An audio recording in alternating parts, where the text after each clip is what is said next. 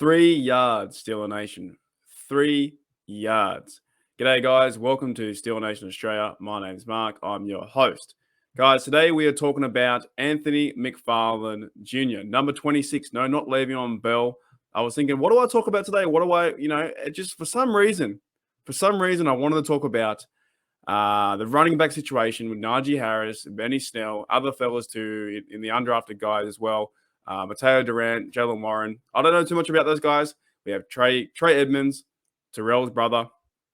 But I wanted to focus on a little bit about Anthony McFarland because he's going into his third year, right? As we now have in the next few days, we have the OTAs coming up. So it's going to be exciting who turns up for the OTAs, what players actually, showcase themselves and start to get in that Steeler process as we head into the American summer. And it's my winter now. It's freezing. It's cold. It's raining. But I want to focus on Anthony McFarland because last year in 2021 he had 3 yards, 3 whole yards. But that was due to an injury. He suffered an MCL tear. I think it was his knee. I think his knee. He's tore a bit of his knee or something like that. I'm not too good with the human anatomy and different body parts, but he had an injury to his knee, MCL tear, and he was out until about I think week 5, week 6 or something like that. Suffered an injury, and then the Pittsburgh Steelers they never played him. They never found a role or spot for him. He had 3 yards, and that's probably 1 carry all year. They didn't play him all year.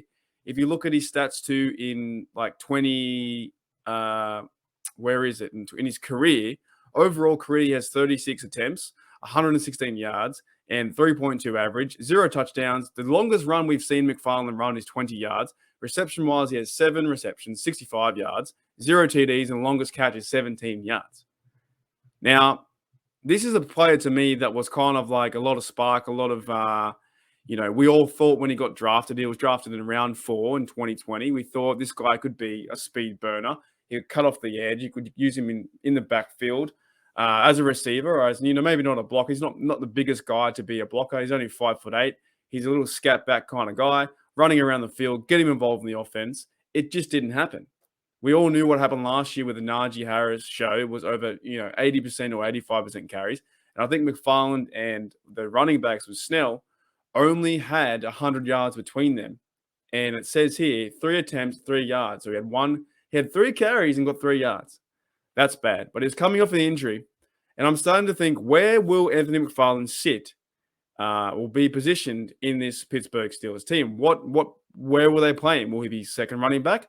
Will he be, more in that role of the third down back where they can get him involved in the passing game? Will Mitchell Trubisky pass to him? Get him in those certain routes, because in this whole offense, you have like Claypool now. That will probably be the number 1, number 2, depending if we have the number 1 or 2 with Deontay. Pickens will be hopefully involved in this offense too. Calvin Austin as well, similar size to McFarland. He might be able to use more in the slot and get this field opened up a bit more.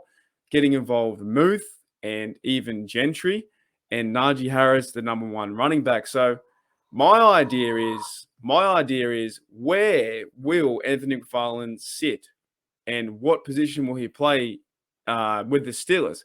And, probably the bigger question too is, will Anthony McFarland Jr. even make the team?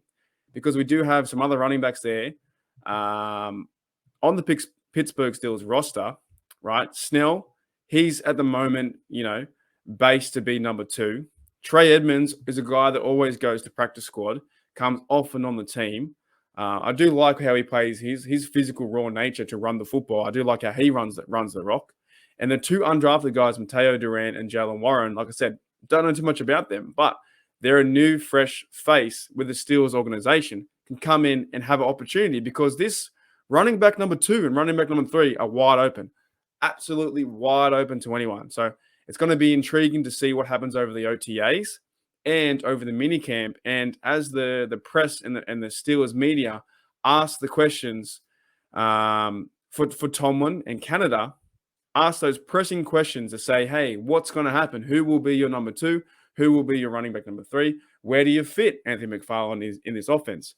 Does it truly turn into a Canada system? where Anthony McFarland gets moved around in motion.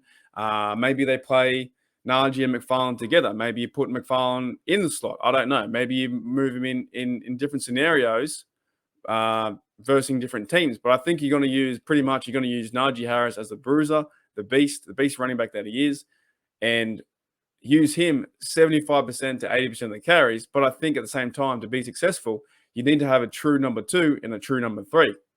And these fellas, Benny Snell and McFarland, just have not been used over the last few years. Depending how that worked with Big Ben, I don't know if he was calling the shots and all he wanted to do was throw the football and use the 5 wide or use the 4 wide and get involved in the offense with the receivers. And similar story too, we have that this year with talented receivers now, Deontay, Chase, Pickens, and Austin. There are 4 players to catch the football along with Muth. So where does it fit? Where does it fit for Anthony McFarland to even get the football? Where is the game plan even organized or directed? Where would it fit for Anthony McFarland to have a chance to even grab the football? And how many carries per game will he get? And how many targets will he get? If Trubisky or Pickett is throwing him the football, how many targets per game will he get? Will it be 3, 4? Carry-wise, will it be 7 to 10, depending on what they want to do? So I find it interesting at this point as we head into it's off season now, and we head into the mini camp, the OTAs.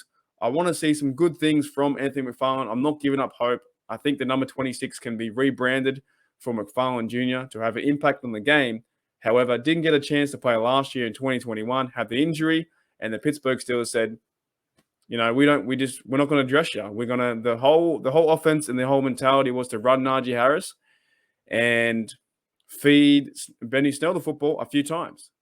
But maybe this year in 2022, Najee Harris gets majority of the snaps, 70 to 80% or 75%, and we feed Snell and McFarland the football enough to get those yards and possibly, what would be their ceiling? Would their ceiling be 300 yards or 200 yards? Would we be happy with that?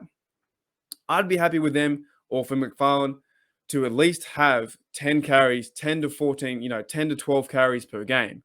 I think that would be excellent. Or even maybe possibly a realistic factor, 8 carries to 10 carries a game.